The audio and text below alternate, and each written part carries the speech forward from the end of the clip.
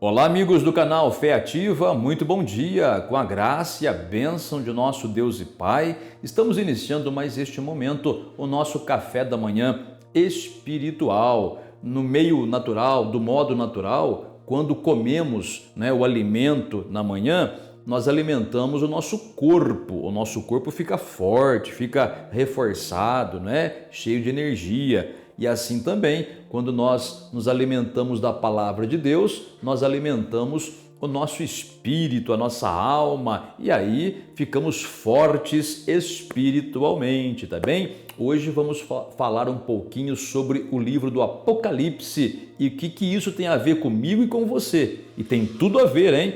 Porém, antes da gente prosseguir, por favor, deixe o like para o canal, aperte o joinha, inscreva-se em nosso canal. Se você ainda não é inscrito, ative o sininho das notificações para você poder ser avisado pelo YouTube quando lançarmos um vídeo novo. Se você quiser também, olha aí, embaixo aí tem o espaço dos comentários. Escreva nomes de pessoas pelas quais você quer que a gente ore e nós vamos orar por todas as pessoas cujos nomes estiverem escritos aí, ok? Muito bem, olha o livro do Apocalipse, gente. O livro do Apocalipse, muita gente não compreende. Tem pessoas que tentam ler, mas acham muito difícil, muito complicado. E de fato é mesmo, não é muito fácil não, porque tem muitos simbolismos, muita linguagem figurada, muitas figuras que a pessoa não entende. Então tem que ter de fato uma base boa para poder compreender um pouco o Apocalipse.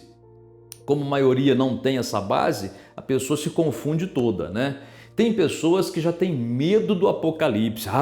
Vai acontecer coisa ruim, coisa monstruosa. É verdade, isso é verdade, Tem essas coisas também no Apocalipse, tá? Tem muitas profecias muito terríveis que estão relatadas ali que vão acontecer. Mas olha só, vamos tratar do nosso caso, tá? Porque o Apocalipse, a maior parte dele fala do futuro, do que vai acontecer, mas uma parte fala do agora, para gente, para a igreja, nesta terra, tá bem? Então vamos lá, para você ter uma pequena base aí do Apocalipse. Olha só, o livro do Apocalipse, ele é dividido em três partes, tá? A primeira parte é o capítulo 1.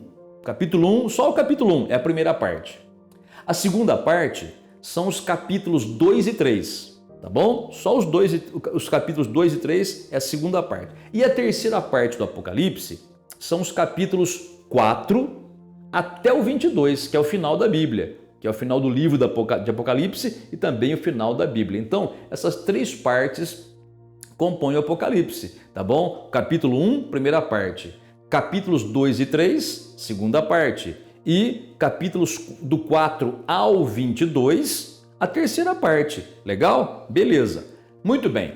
A primeira parte, o capítulo 1, fala das coisas que João viu. Quando João teve aquela revelação, quando João teve aquele êxtase, Ele viu Jesus como está hoje, como Jesus é hoje, glorificado, tá bom?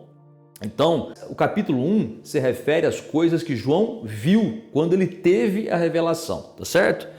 Os capítulos 2 e 3, eles são compostos por 7 cartas que o Senhor Jesus envia para 7 igrejas. Então, 7 cartas para 7 igrejas, tá certo? E é uma referência aos tempos da igreja, desde o começo, quando ela surgiu, lá no dia de Pentecostes, até o dia da volta de Jesus, tá certo? Então, é o tempo da igreja. Os capítulos 2 e 3 se referem à época da igreja. E é interessante a gente saber disso por causa do seguinte: as cartas às igrejas, elas se referem a todas as igrejas de todos os tempos. Então, todas as 7 mensagens se aplicam a todas as igrejas. E também, as 7 igrejas representam 7 eras da igreja. Por exemplo, a primeira igreja para quem Jesus mandou a mensagem, que foi a igreja de Éfeso, representa a igreja do primeiro século, do século I, do século II, por ali, Mas também serve para a gente hoje a mensagem, entendeu? A última igreja para quem Jesus escreveu a mensagem foi a igreja de Laodiceia. É a igreja que representa a igreja dos últimos tempos, antes da volta de Jesus. Mas toda a mensagem contida ali também serve para a gente hoje, tá bom? É mais ou menos assim. Outra coisa interessante dessa segunda parte de Apocalipse, olha só, são 7 igrejas para quem o Senhor Jesus escreve, tá? Mas seriam somente 7 igrejas? Literalmente 7? Não.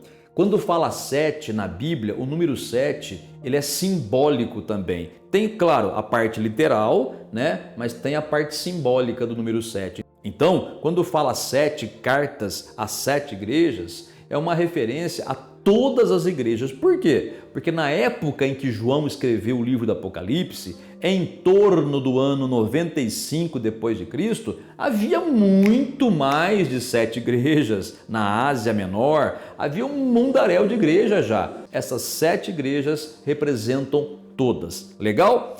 E a terceira parte de Apocalipse, que é o capítulo 4 até o 22, são coisas do futuro, coisas que só vão acontecer depois que Jesus vier e arrebatar a igreja. Aí então começa a acontecer tudo aquilo que está escrito no capítulo 4 em diante de Apocalipse, onde aparecerá o anticristo, onde virá a marca da besta, onde haverá aqueles grandes cataclismas, né, geográficos, enfim, muita coisa ruim vai acontecer, mas tudo no futuro, tá certo? Do capítulo 4 até o 22, só coisas do futuro. Olha, muitas seitas, muitas falsas religiões, muitos falsos profetas e falsas profetisas tentaram anunciar a volta de Jesus, marcaram data, profetizaram que ia acontecer em determinado ano, não é? Todos falharam miseravelmente. O próprio Senhor Jesus disse que só o Pai Celeste conhece, sabe o tempo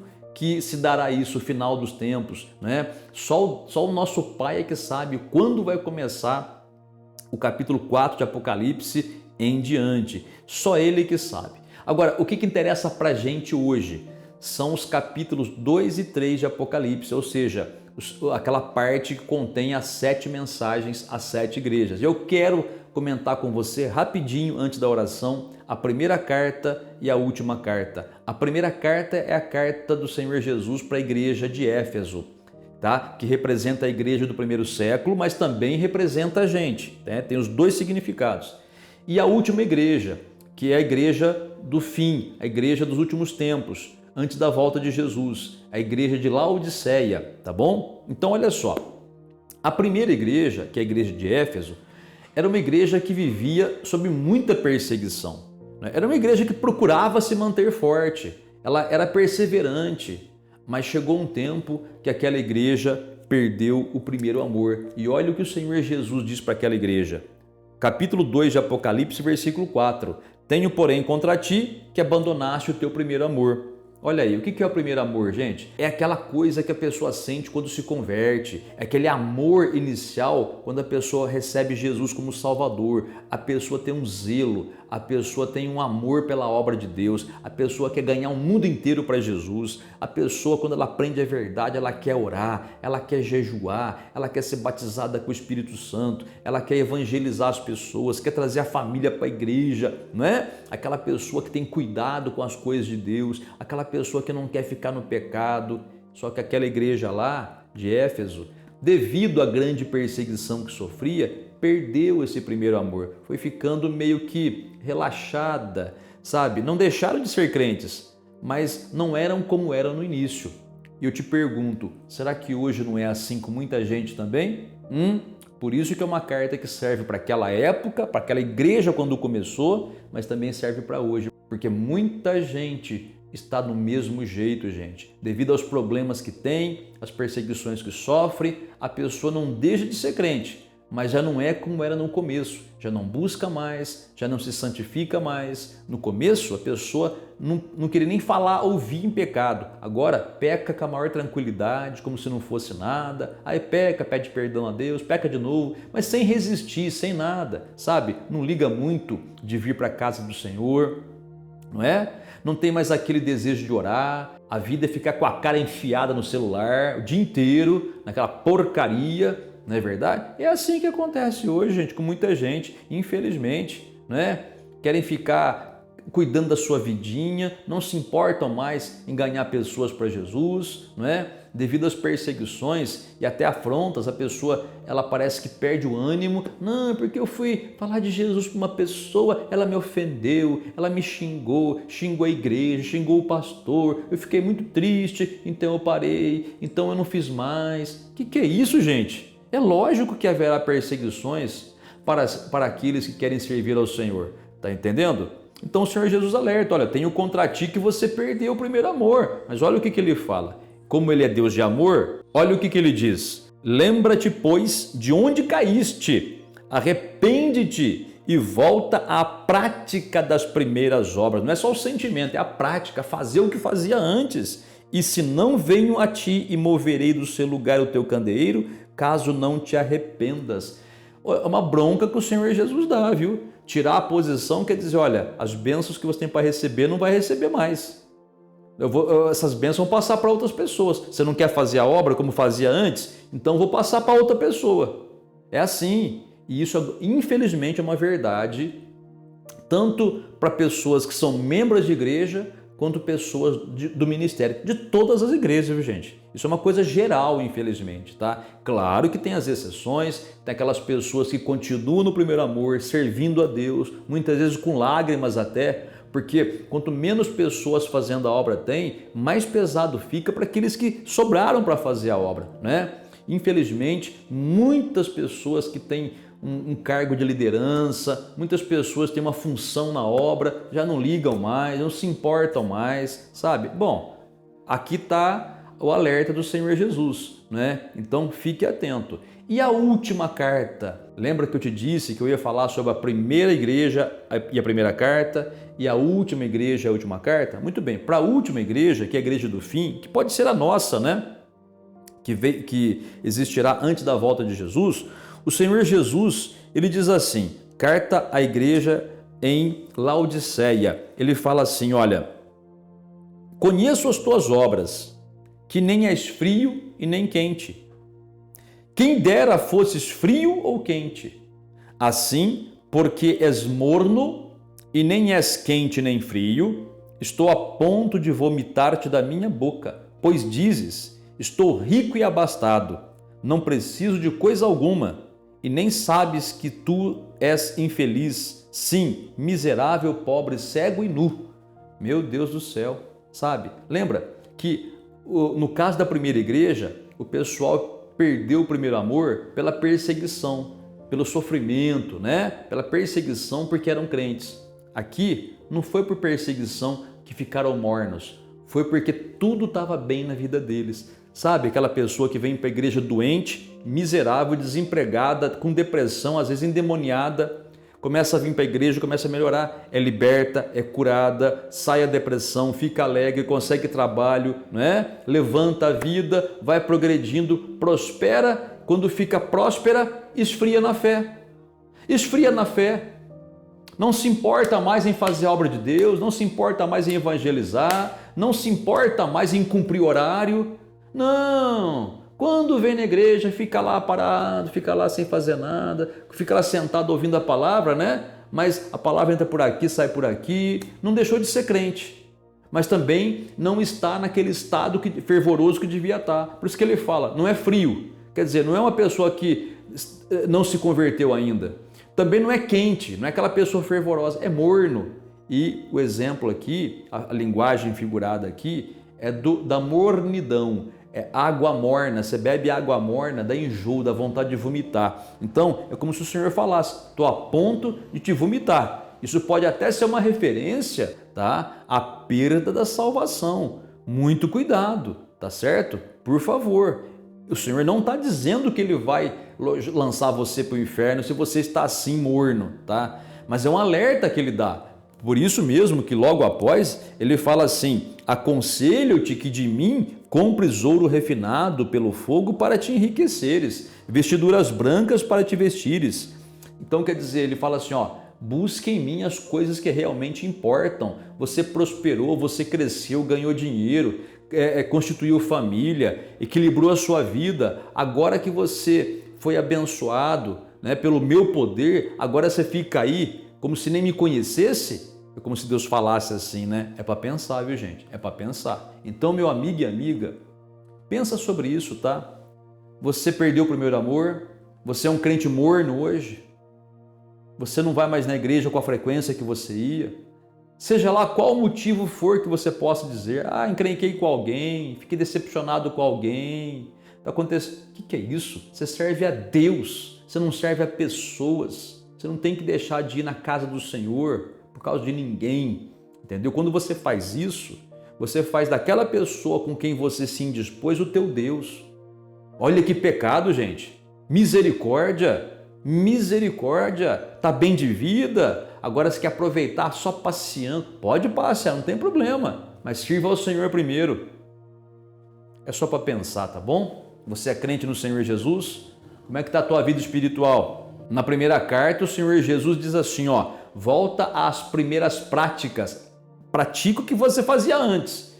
E na última carta ele fala assim, olha, volta, venha até mim, porque o que eu tenho para te dar vale muito mais que dinheiro, vale muito mais do que casa, do que conforto. O que eu tenho para te dar vale muito mais do que qualquer coisa material. E me sirva de verdade.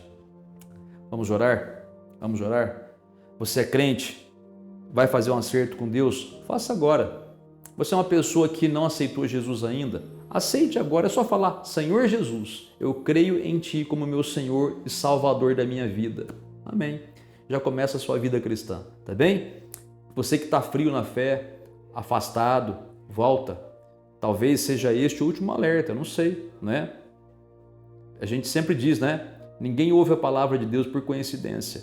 Deus sempre prepara o momento certo para a pessoa ouvir.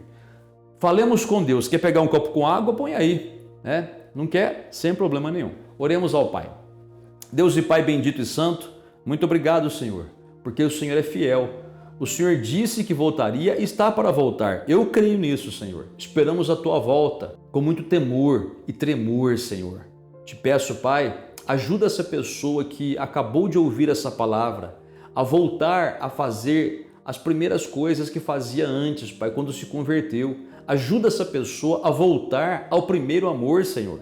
Ajuda essa pessoa a sair dessa frieza espiritual, dessa mornidão em que se encontra, Pai.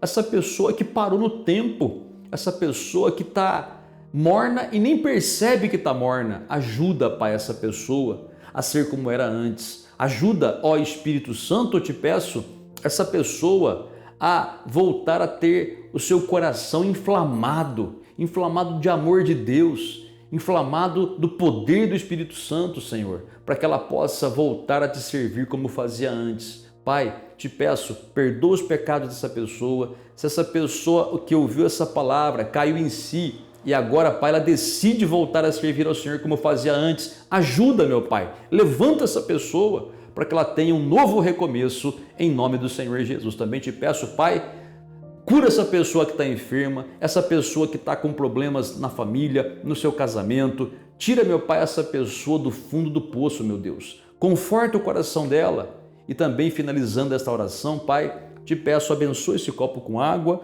o qual recebemos de Tuas mãos, abençoado, em nome do Senhor Jesus. Amém. E graças a Deus. Muito bem, meu amigo e amiga, acabamos de orar. Agora você beba da água se colocou. Se não colocou, não tem problema algum, mas medita nessa palavra, tá bom? Medita nessa palavra. Assista o vídeo de novo para você ver as divisões do Apocalipse e fazer um estudo melhor, né? Você vai ter um bom entendimento aí. Tá bem? Que Deus abençoe grandemente o seu dia e até o próximo vídeo.